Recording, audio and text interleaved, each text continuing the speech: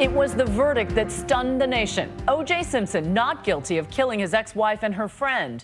Even though he never testified, tonight you will hear from Simpson when he was finally forced to answer questions about what happened that night. You'll also hear from one of his closest friends at the time, Kris Jenner, and those who swore to bring him to some kind of justice. Here's 2020 anchor Elizabeth Vargas. Attention all units and stations. Attempt to locate 187 suspects. Last name was Simpson. The iconic image broadcast to 95 million people across every television network. Down there on the ground is a white Ford Bronco. Dozens of police cars are in pursuit. O.J. Simpson in the back seat. 5 days earlier, O.J.'s ex-wife Nicole Simpson and her friend Ron Goldman were found brutally murdered. Nicole's throat slashed, she was nearly decapitated, and Ron Goldman stabbed more than 20 times. Families ripped apart. And there was a white sheet over Nicole, and all I remember is my mom saying, "That's my kid." It was devastating. He was always a good kid. He was fun, he had a good sense of humor. Football Hall of Famer O.J. Simpson tried for their murder in what was called the trial of the century.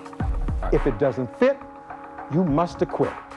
And the verdict heard around the world. Orenthal James Simpson not guilty of the crime of murder. But that ruling was not the end of the saga. You do solemnly swear that the testimony... O.J. Simpson would later be forced to testify by the victims' families. I do. In these deposition tapes from the civil trial, O.J. is forced to finally answer the pivotal questions he did not answer in the criminal trial. You ever strike her? No. You ever hurt her? Yes. You ever physically hurt her? Yes. It's part of 2 new documentaries airing on A&E and LMN next week.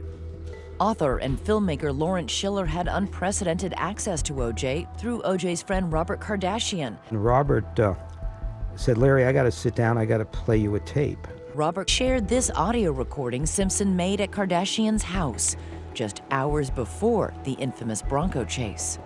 Let me play you a little bit of it. He was recording this almost like a suicide tape.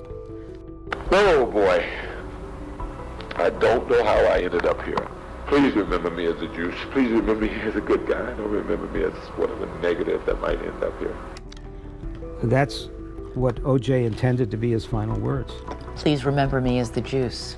Moments after making that tape, the juice was discovered by Robert Kardashian, who described what happened next in an audio-taped interview. He was sitting there with a gun and his pictures of his kids and of Nicole. And then O.J. said, "I'm gonna kill myself in this room." And I said, "You can't." I said, "This is my daughter's bedroom." He first wanted to kill himself in Kim Kardashian's bedroom. Right, Kimmy's bedroom, yeah. I can't have my little girl in this bedroom, and every time I come in here, I'm gonna see your body laying in this.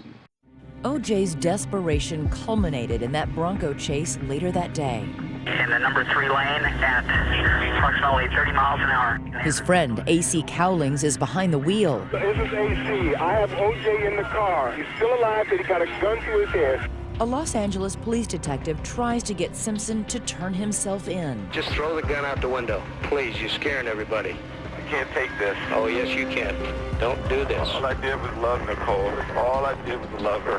What we have here is a suicidal man, O.J. Simpson. I had no idea at that time what was going on. Kris Jenner, ex-wife of Robert Kardashian, was close to both O.J. and Nicole. It definitely sealed in everyone's mind who was watching that there's a possibility that, you know, this guy's gonna kill himself, and he probably did it. Finally, the Bronco returns to O.J.'s estate. A.C. Cowlings, who was still in the car with O.J., desperately pleading with O.J. not to kill himself. Don't do it, please. Listen to me. Listen to me, O.J. Listen to me. O.J., no. No, O.J. Eventually, O.J. Simpson relents, and police take him into custody, arresting him on murder charges. The results of the analysis of that blood confirms Orenthal James Simpson took her very life. The criminal trial that followed riveted the nation, the prosecution trying to portray O.J. as an abusive husband and introducing into evidence harrowing 911 calls from Nicole. 911 emergency. Can you get someone over here now to 325 Gretna Green? He's back. Please. Well, okay, what does he look like? He's O.J. Simpson. I think you know his record. Could you just send somebody over here? Going nuts. Just stay on the line. I don't want to stay on the line. He's going to beat the Wait a minute, wait. Her voice pleading for somebody to come to her house, that was so shocking to me because I had never heard that before. Suddenly, the warnings Nicole had given to friends like Kris Jenner began to make sense. The one thing she would tell all of us by the time, it got to that level was, he's going to kill me and he's going to get away with it. But there is an avalanche of forensic evidence connecting Simpson to the crime scene. His blood and DNA are all at the murder scene, along with a size 12 shoe print, OJ size. And in his Bronco, blood consistent with Ron and Nicole's blood. And in his bedroom, a pair of socks with Nicole's blood. Every piece of evidence pointed to OJ. There was no identifiable other suspects except for OJ.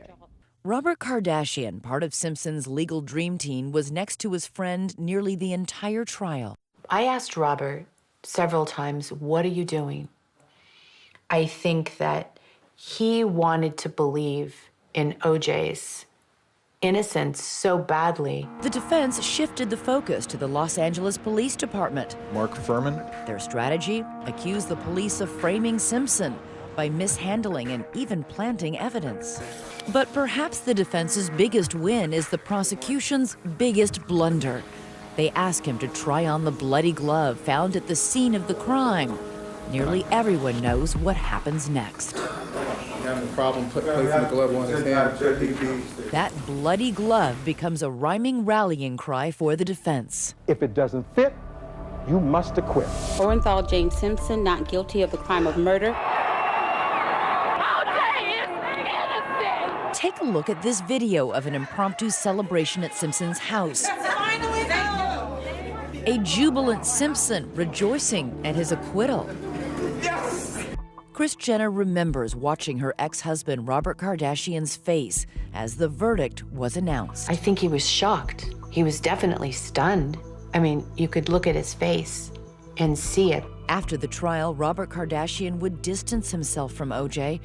8 years later, while dying of cancer, he would not take OJ's phone call. OJ did try to reach out and call him, but Robert didn't take the call.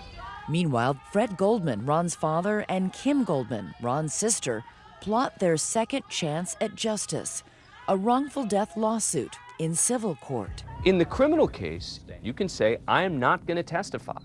In a civil case, you don't have that right. And that made the civil case totally different. That was going to be the moment of truth, to put Simpson under oath and examine him. Coming up, those bloody shoe prints come back to haunt him. Appears to be me, yes. The shocking moment OJ appears to be caught in a lie. Stay with us.